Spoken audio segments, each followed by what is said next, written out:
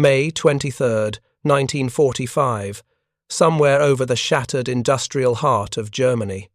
Leutnant Franz Stigler pressed his face against the armoured glass of his Messerschmitt Bf 109 cockpit, watching something that defied every principle of aerial combat he had learned in 4 years of war.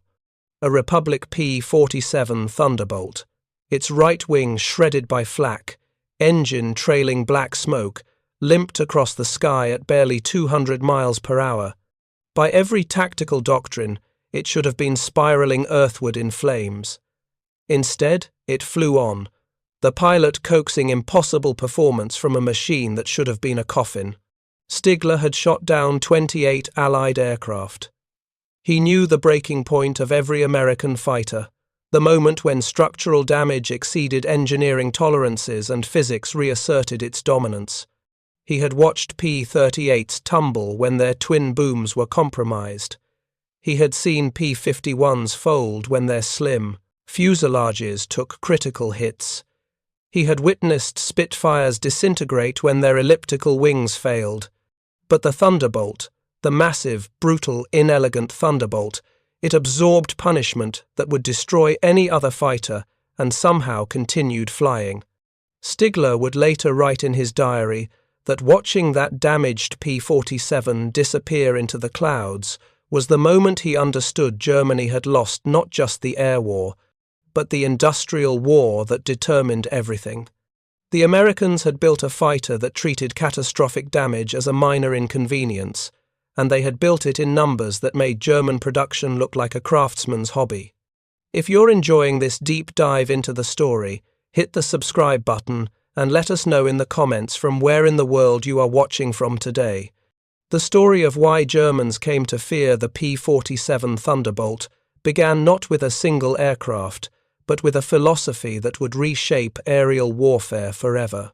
On January 15, 1941, at Republic Aviation's headquarters in Farmingdale, New York, Chief Designer Alexander Kartveli received specifications from the United States Army Air Corps that seemed designed to create an impossible aircraft. The requirements were straightforward in their brutality. Range of at least 1,000 miles to escort bombers deep into Germany, speed exceeding 400 miles per hour to catch German fighters, 850 caliber machine guns for devastating firepower, armor protection for the pilot that could stop 20mm cannon shells, self-sealing fuel tanks that wouldn't explode when hit, turbocharged engine for high-altitude performance above 30,000 feet, and it had to be in production within 18 months. Every established aviation engineer who reviewed these specifications reached the same conclusion: impossible. Pick 3 requirements, perhaps 4, but all of them created an aircraft too heavy to fly, too complex to build, too expensive to produce in meaningful numbers. Kartveli, a Georgian immigrant who had fled the Soviet Union, looked at the requirements differently. He had witnessed totalitarian inefficiency firsthand.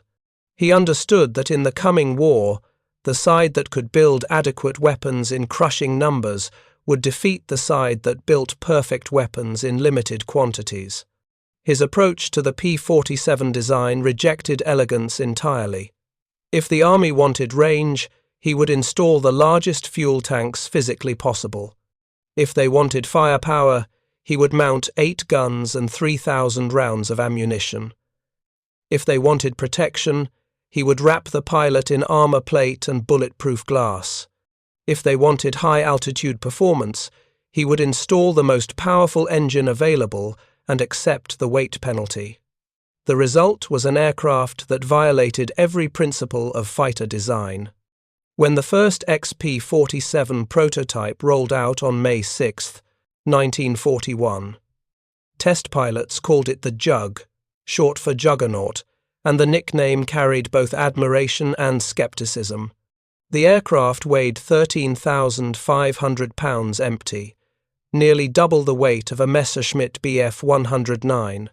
Its massive Pratt & Whitney R2800 double wasp radial engine produced 2,000 horsepower and looked like it belonged on a bomber.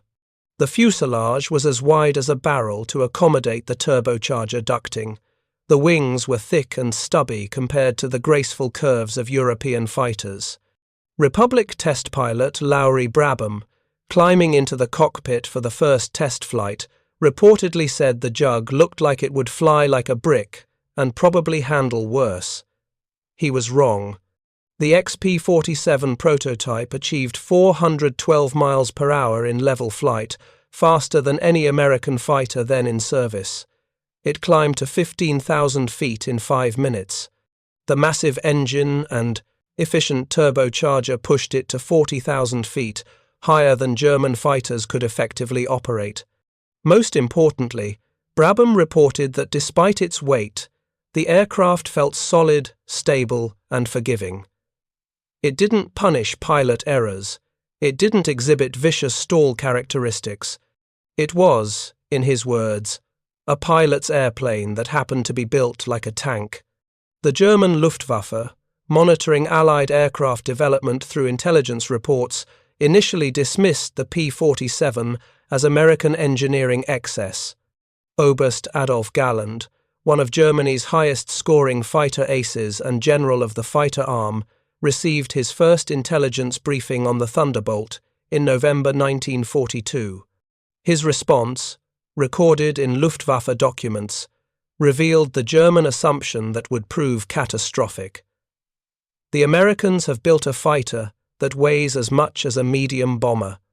It will be easy prey for our Bf-109s and Tu-190s. Let them waste resources on these flying pigs. We will shoot them from the sky and teach them that fighter design requires finesse, not brute force. This assessment seemed reasonable based on European fighter philosophy. The Bf-109 weighed 7,000 pounds. The Focke-Wulf Fuvelu 190 weighed 9,000 pounds. Both were agile, fast, and deadly in the hands of experienced pilots. German fighters emphasized maneuverability, climb rate, and acceleration. They were scalpels, precise instruments for skilled surgeons. The Thunderbolt, weighing 13,500 pounds, seemed to be a sledgehammer, crude and clumsy. German intelligence reports from late 1942 predicted that P-47 units would suffer catastrophic losses when they encountered veteran Luftwaffe pilots. The predictions would prove correct in ways Germany never intended. Production of the P-47 began at Republic Aviation's Farmingdale plant in December 1942, and the scale of American manufacturing philosophy immediately became apparent. Republic had designed the Thunderbolt for mass production in ways that German aircraft manufacturers never considered. The fuselage was built in modular sections that could be assembled by semi-skilled workers. The wing used a single main spar that simplified construction and reduced production time. The engine installation was standardized so that any R2800 engine would fit any P-47 airframe. Electrical systems used common components shared with bombers and transport aircraft. Everything about the design prioritized production speed over manufacturing elegance. The Farmingdale plant operated 3 shifts, 24 hours a day. Workers who had never built aircraft before learned to rivet fuselage panels, install hydraulic lines, and wire electrical systems. Republic engineers broke every complex task into simple, repeatable steps. A worker might spend an entire shift installing the same component on aircraft after aircraft, becoming expert at that single task. Quality inspectors checked every stage, catching errors before they propagated. The production line moved with mechanical efficiency that would have been impossible with handcrafted fighters. By March 1943, Farmingdale was producing 12 P-47s daily. By June, production reached 16 aircraft per day. By September, 21 aircraft daily. The numbers kept climbing as workers gained experience and production techniques were refined. Each month, Republic delivered between 400 and 600 Thunderbolts to the Army Air Forces. Additional production lines opened at Curtiss-Wright in Buffalo and at Republic's new Evansville, Indiana facility. By mid-1944, combined production exceeded 700 aircraft monthly. The contrast with German fighter production was stark. Messerschmitt's Regensburg plant, Germany's primary Bf-109 facility, employed highly skilled workers who hand-fitted components to tight tolerances. Each aircraft was essentially custom-built, with workers adjusting and modifying parts to ensure perfect fit. Production supervisors took pride in the craftsmanship of each fighter.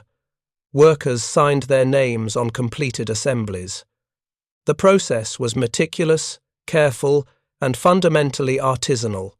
Monthly production at Regensburg rarely exceeded 250 aircraft, and that number included all variants of the Bf-109.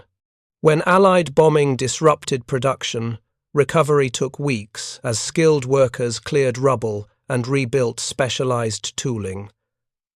American P-47 production faced no such vulnerabilities.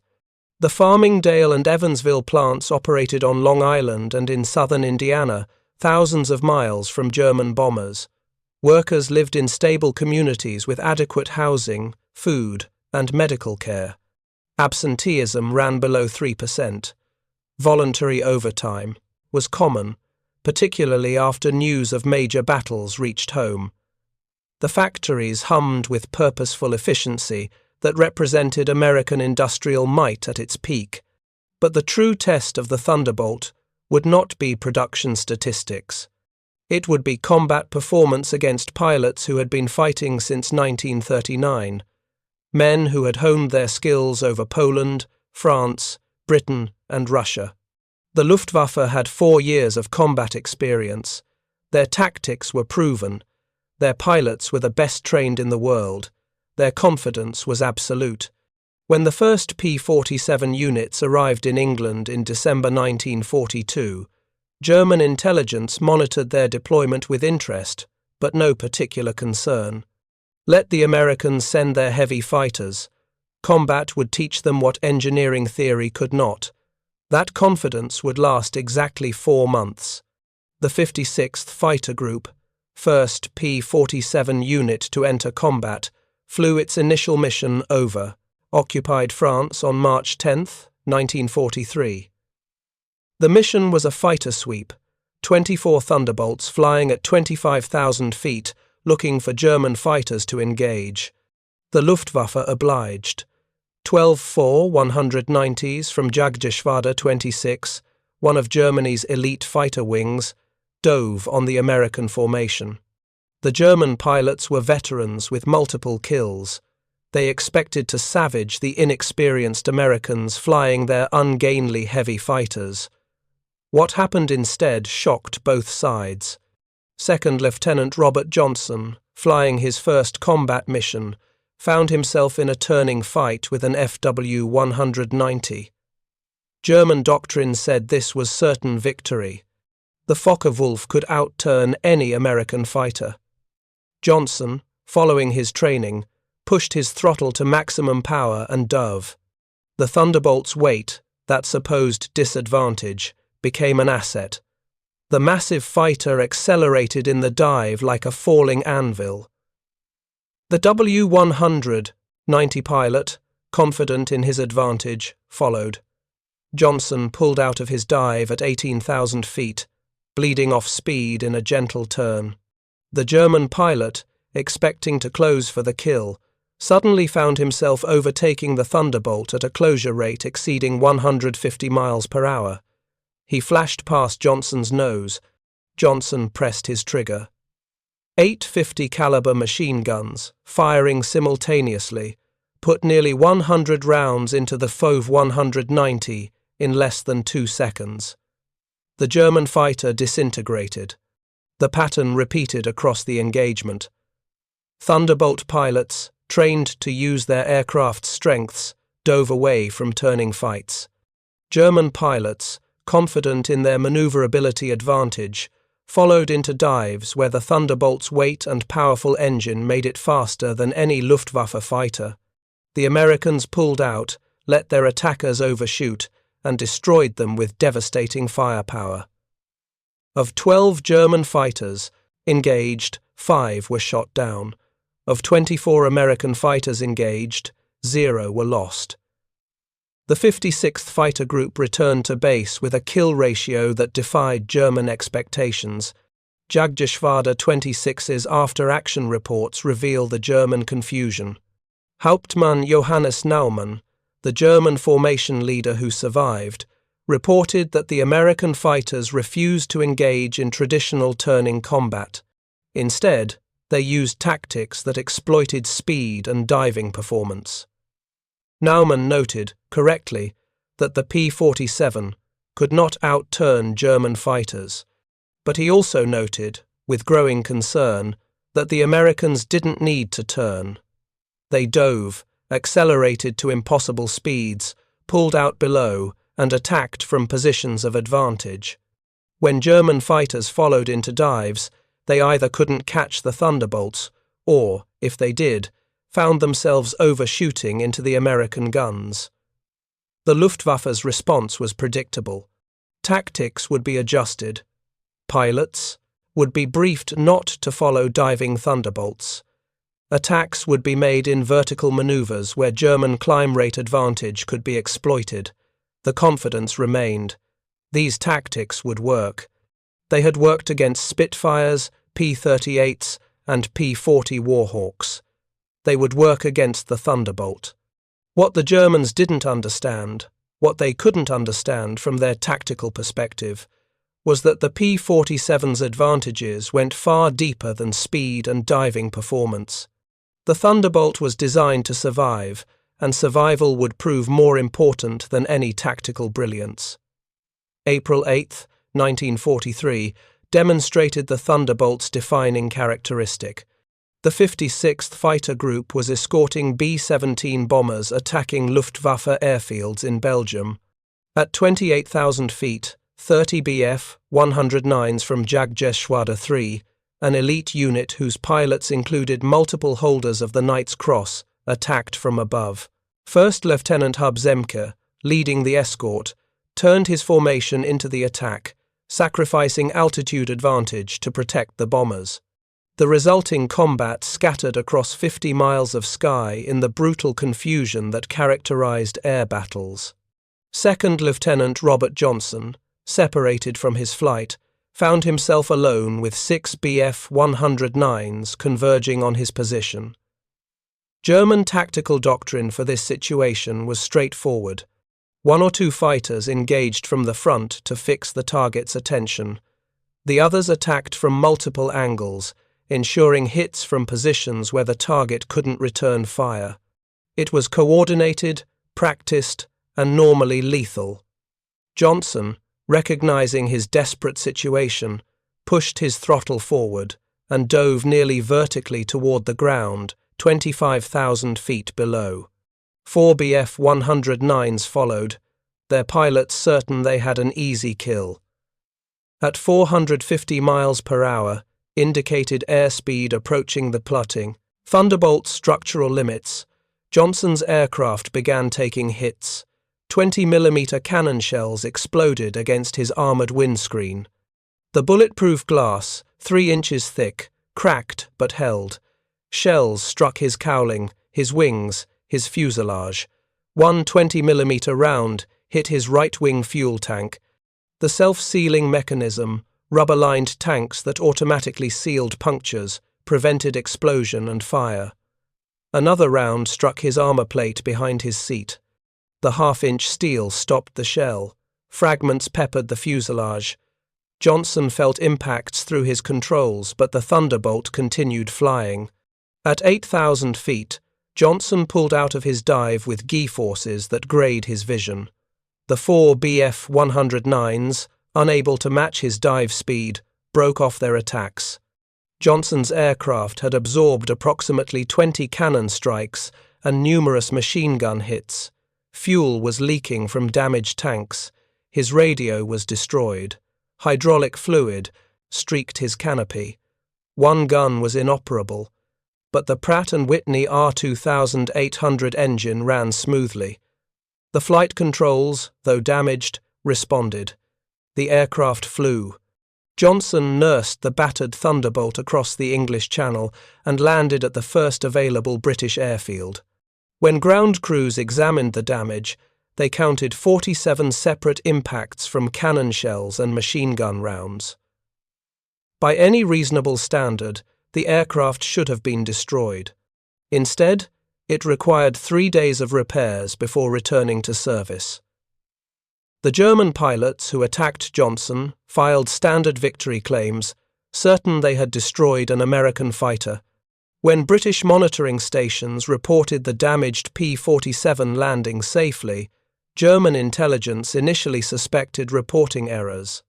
No single-engine fighter could absorb that level of damage and survive. The incident was noted but not particularly emphasized in intelligence summaries. It would not be the last such incident. It would, in fact, become routine.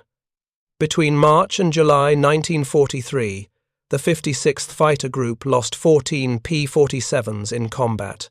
During the same period, German units engaged with the 56th filed claims for 63 P-47 kills.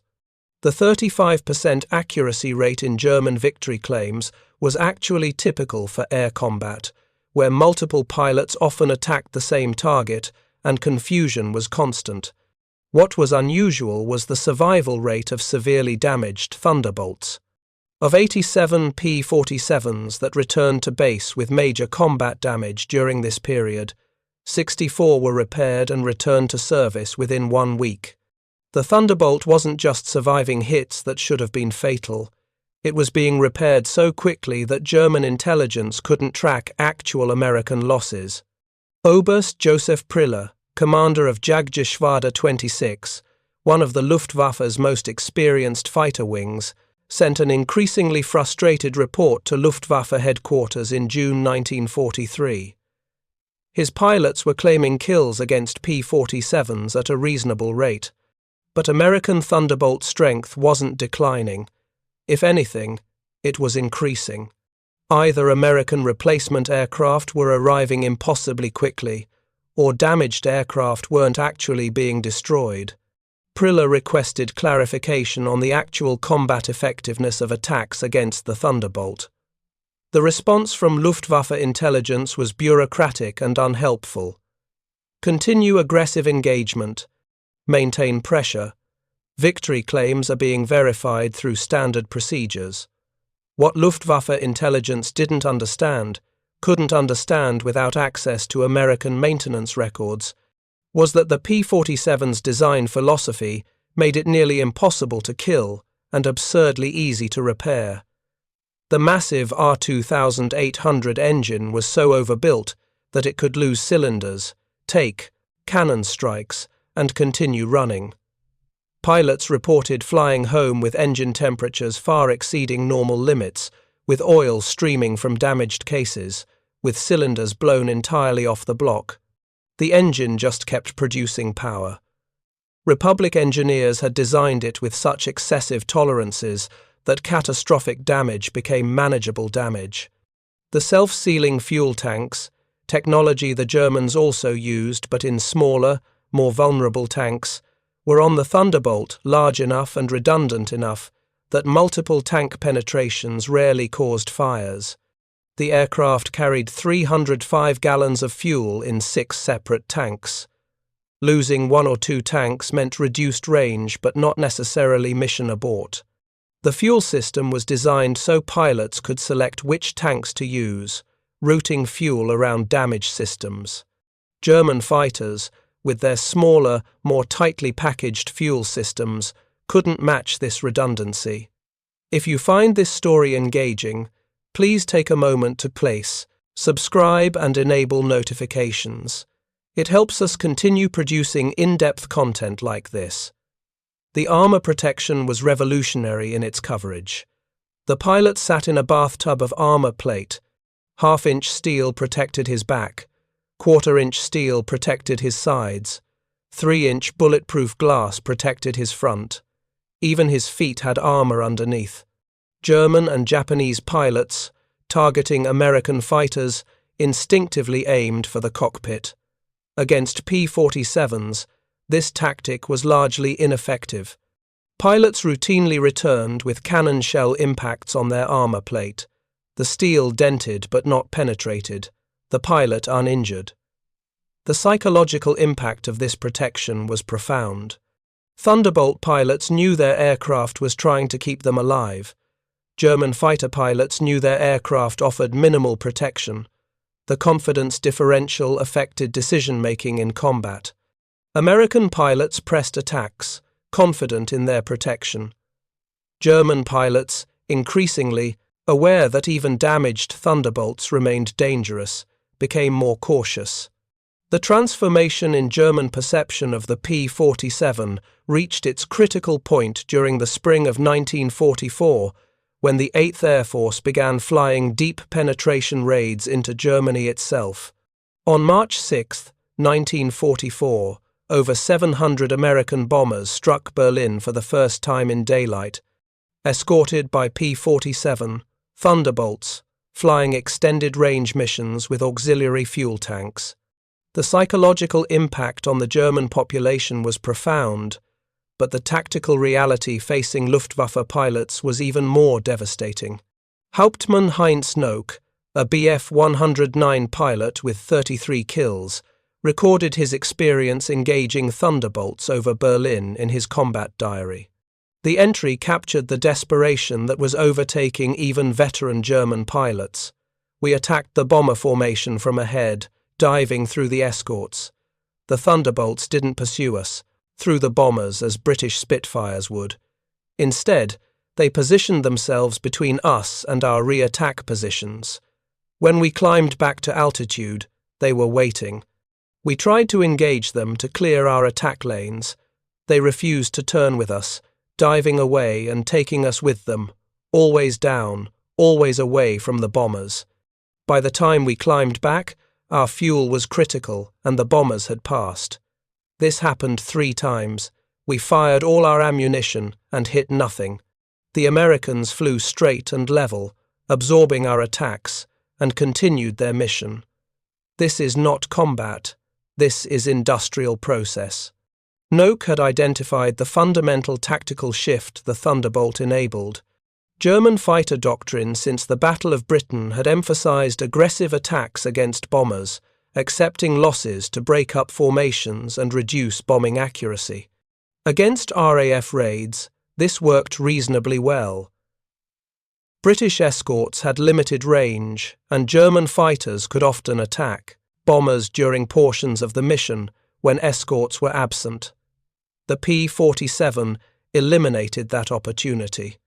With drop tanks, Thunderbolts could escort bombers to any target in Germany and return home. German fighters had to engage through the escorts, or not at all. When they tried to engage, Thunderbolt pilots used tactics specifically designed to waste German time and fuel. They didn't need to shoot down every attacking fighter. They just needed to prevent attacks on the bombers. The Thunderbolt's durability meant pilots could position themselves in the path of German attacks, absorb the fire, and continue escorting. Even damaged Thunderbolts remained on station, their pilots coaxing performance from battered aircraft that should have been falling from the sky.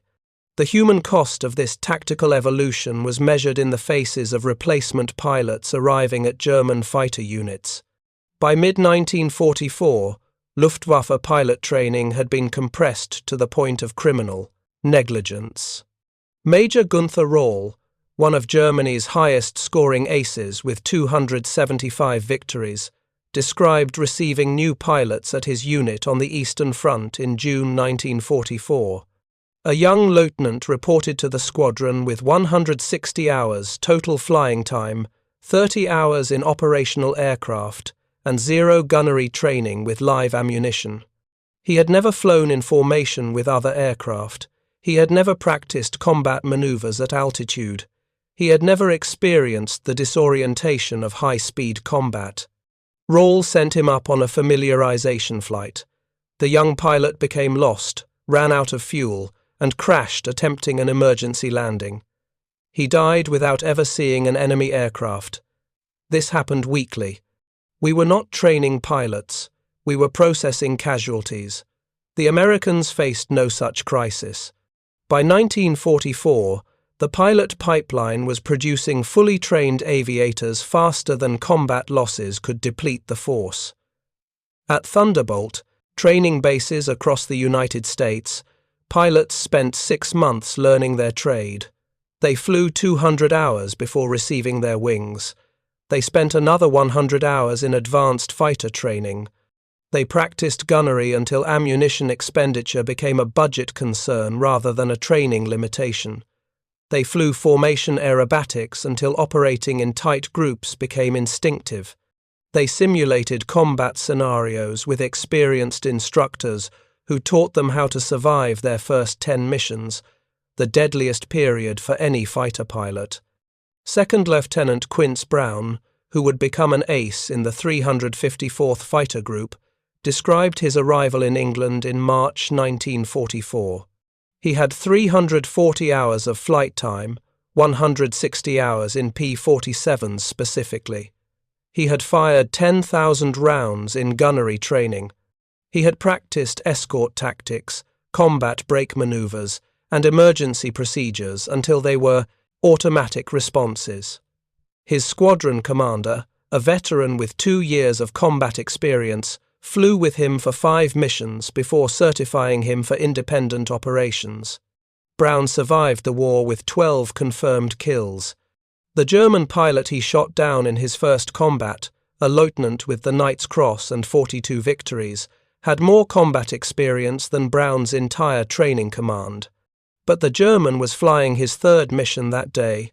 His fuel was nearly exhausted, his ammunition was low, and his aircraft was badly maintained.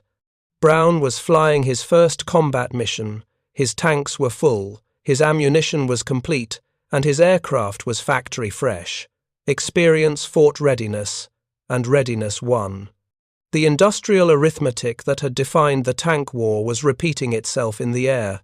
Germany had built approximately 35,000 Bf-109s during the entire war, an impressive total representing years of production by multiple factories. The United States produced 15,683 P-47 Thunderbolts between 1942 and 1945, and this represented just one of several American fighter types in mass production.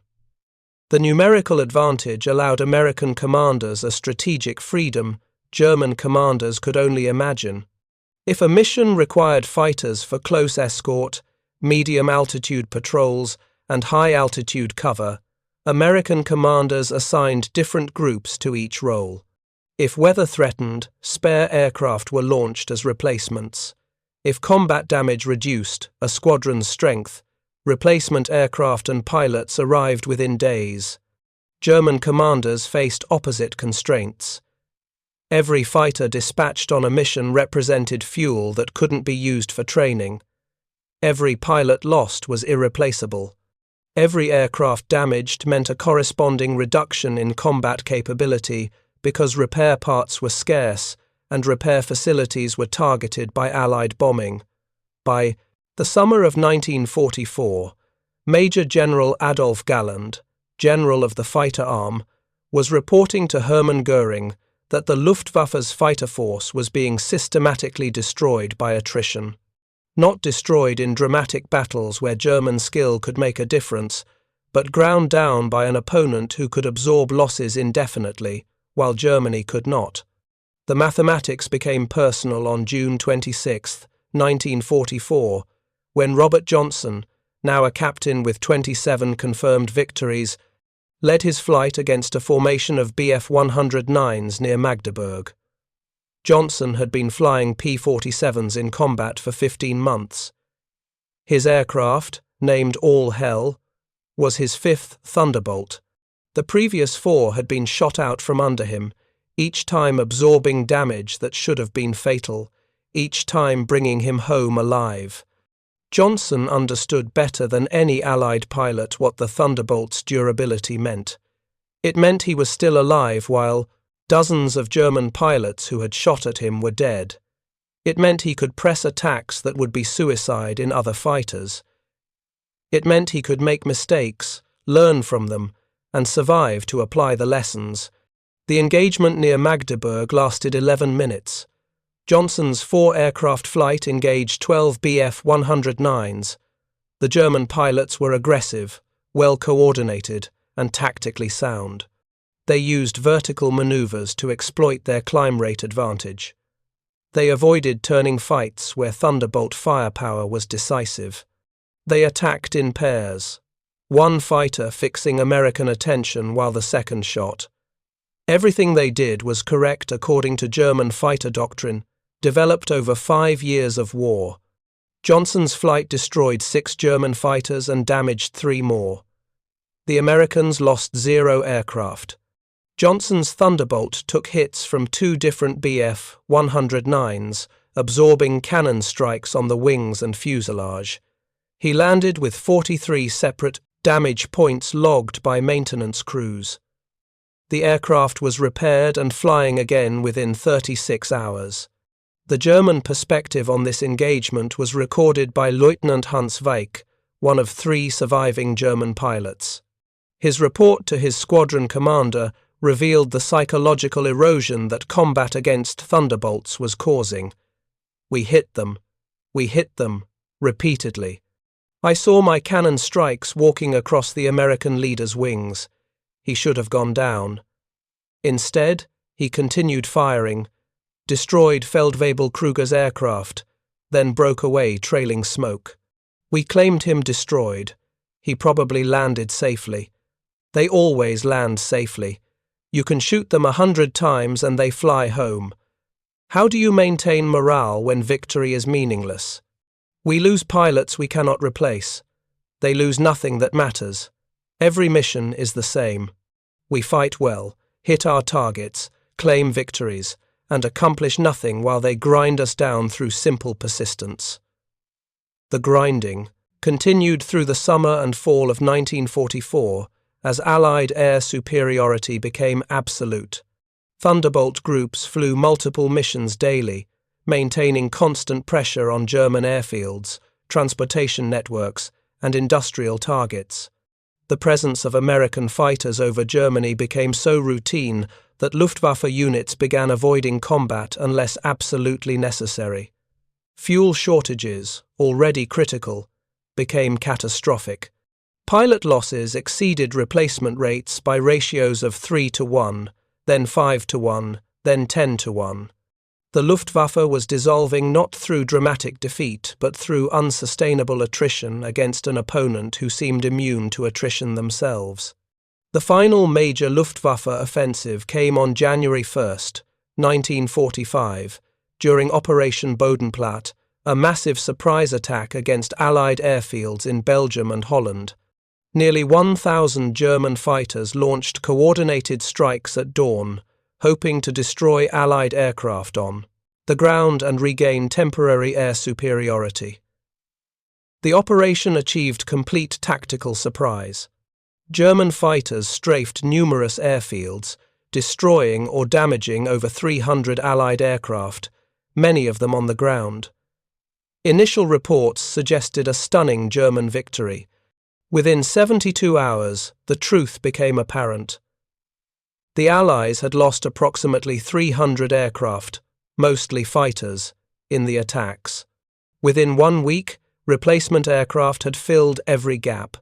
The groups that lost 20 Thunderbolts at their airfields received 25 replacements. Pilot losses, relatively light because most aircraft were destroyed on the ground, were replaced from the continuous flow of fully trained aviators arriving from the United States.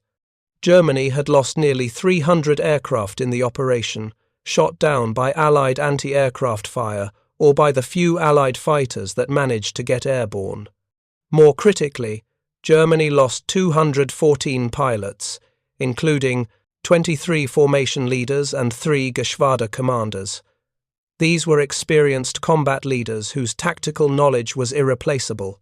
Major General Dietrich Peltz, commanding the operation, later admitted that Bodenplatte had destroyed the Luftwaffe's last operational reserves. The Allied losses were replaced in a week. The German losses could never be replaced. The operation achieved tactical success and strategic catastrophe. By March 1945, the air war over Germany had effectively ended. Luftwaffe fighter units existed on paper but rarely flew. Fuel allocations permitted only the most critical defensive missions. Pilot training had essentially ceased. Aircraft production continued in dispersed factories, but the planes sat on airfields without pilots or fuel. The skies over Germany belonged to Allied aircraft flying in formations so large that German observers stopped counting individual aircraft and instead estimated by the square mile. On April 16, 1945, Captain Robert Johnson flew his final combat mission, his 65th. His Thunderbolt, still named All Hell, showed evidence of 6 major repair jobs. The aluminum skin was patched in dozens of places. The paint was faded and streaked. The engine, original equipment somehow still running, had over 400 hours of combat time. Johnson and his wingman flew an armed reconnaissance over what remained of German transportation infrastructure. They encountered no opposition. German fighters were grounded for lack of fuel. German anti-aircraft fire was sporadic and inaccurate, the gun crews depleted by losses and demoralization. Johnson returned to base, his war effectively over. He had been shot down 0 times, though he had been shot at hundreds of times. He had bailed out 0 times, though his aircraft had been damaged on dozens of missions. He had survived because he flew an aircraft designed to absorb punishment that would destroy other fighters. The final accounting of P-47 combat effectiveness revealed numbers that German intelligence had consistently underestimated. Between March 1943 and May 1945, Thunderbolt units in the European theatre destroyed 3,752 enemy aircraft in air combat, with an additional 3,000 enemy aircraft destroyed on the ground during strafing attacks. Thunderbolt losses to all causes, combat and operational, totaled 3,499 aircraft. The exchange ratio, even counting operational losses, slightly favoured the Americans. When counting only combat losses, the ratio was approximately 2-to-1 in favour of the Thunderbolt. But these numbers missed the strategic reality. Every lost Thunderbolt was replaced within days. Every lost American pilot was replaced by a fully trained replacement. The 8th Air Force ended the war with more P-47s in service than it had possessed in January 1944, despite 18 months of continuous combat.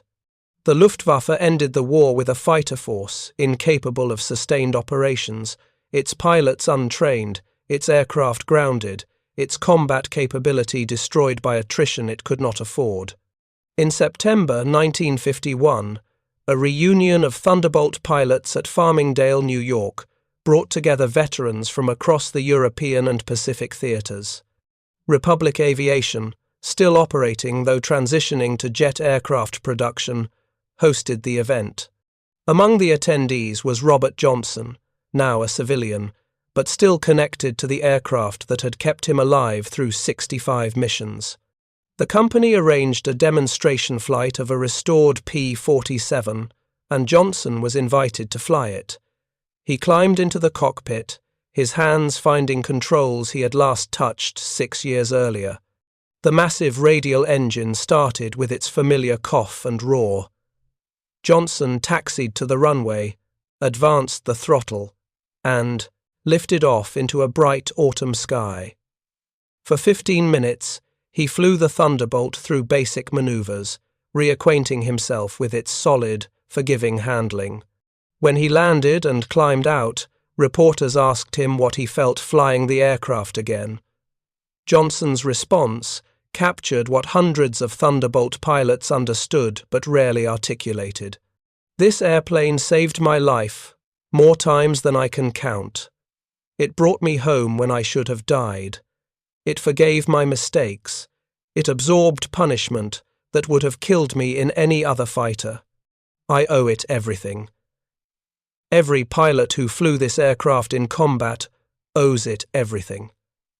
The Germans built beautiful fighters, elegant machines that were pleasure to watch. We built this big, ugly, brutal machine that kept us alive. Beautiful doesn't win wars. Survival wins wars. Among the crowd watching Johnson's demonstration flight stood Franz Stigler, the former Luftwaffe pilot who had witnessed that damaged Thunderbolt limping across German skies in May 1945. Stigler had emigrated to the United States in 1949, building a new life in a country that had defeated his homeland. He approached Johnson after the flight, introducing himself and explaining his presence. The two men, former enemies, talked for over an hour. Stigler described his experience fighting Thunderbolts, the growing realization that German tactical excellence was meaningless against American industrial power. Johnson described his experience flying the aircraft, the confidence it gave him, the way its durability changed how he approached combat. Near the end of their conversation, Stigler offered an observation that captured the fundamental difference between German and American approaches to aerial warfare. We tried to build the perfect fighter. You built the fighter that was good enough, and then built 15,000 of them. We trained perfect pilots and sent them to die in perfect aircraft. You trained adequate pilots and sent them to survive in aircraft that refused to die. In war, adequate and numerous defeats, perfect and scarce every single time. I learned this lesson watching Thunderbolts fly away from fights they should have lost. By the time I understood, the war was over and we had lost everything. The P-47 Thunderbolt remained in service with the United States Air Force until 1949, when jet fighters rendered propeller-driven aircraft obsolete. Many Thunderbolts were sold to Allied nations, serving in air forces around the world through the 1950s. The last combat mission, flown by a P-47, occurred in 1966, when the Peruvian Air Force used Thunderbolts in a border conflict. By then, the aircraft was a relic, representing a way of warfare that had vanished with the advent of missiles and supersonic flight. But to the men who had flown it in combat, the Thunderbolt remained the aircraft that had won the air war through brute force, overwhelming numbers, and an almost supernatural ability to absorb damage and continue fighting. Today, fewer than 30 P-47s remain in flying condition worldwide, preserved by museums and private collectors who recognize their historical significance. These survivors, maintained at enormous expense, fly at air shows where crowds watch demonstrations of their performance. The massive radial engine still produces its distinctive roar. The aircraft still accelerates in dives with breathtaking speed. The solid, stable handling that made it forgiving for inexperienced pilots still makes it a pleasure to fly. But what these demonstrations cannot capture is the psychological impact the Thunderbolt had on the pilots who flew it and the enemies who fought it. To American pilots, it represented survival, the knowledge that their aircraft was trying to keep them alive. To German pilots, it represented inevitable defeat, the realization that tactical skill could not overcome strategic, industrial superiority. The story of the P-47 is ultimately a story about philosophy colliding with reality. Germany pursued perfection and produced fighters that were individually superior to their opponents. The Bf 109 was lighter, more maneuverable, and more elegant. The Fevel 190 was faster at low altitude and more heavily armed. Both were beautiful aircraft that represented the pinnacle of their designer's art. But they were built in insufficient numbers by an industrial base that could not replace losses. They were flown by pilots who were increasingly poorly trained because the training infrastructure had collapsed. They were maintained by ground crews who lacked spare parts and proper tools. They fought a war of attrition against an opponent who had built adequate fighters in crushing numbers, supported by unlimited industrial capacity, flown by adequately trained pilots who could afford to learn from their mistakes because their aircraft brought them home alive. The United States did not win the air war through superior technology. The Thunderbolt was not a better fighter than the Bf-109 in a 1 versus 1 engagement at equal altitude. American pilots were not better trained than Luftwaffe veterans who had been fighting since 1939. American tactics were not revolutionary. What America brought to the air war was industrial democracy, the ability to produce good enough weapons in quantities that rendered enemy excellence irrelevant. The P-47 embodied this philosophy. It was heavy, but its weight came from armor and fuel and ammunition that kept pilots alive. It was expensive, but America could afford to build 15,000 of them. It was complex, but it was designed for mass production by semi-skilled workers. It was ugly compared to European fighters, but beauty doesn't win wars. The Germans thought the Thunderbolt was invincible because they could never kill enough of them to matter. They shot them down. They damaged them. They hit them with cannon fire that should have been fatal. The Thunderbolts kept flying. Damaged, Thunderbolts limped home. Severely damaged Thunderbolts were repaired. Destroyed, Thunderbolts were replaced. The endless cycle of American production and German attrition ground the Luftwaffe into irrelevance.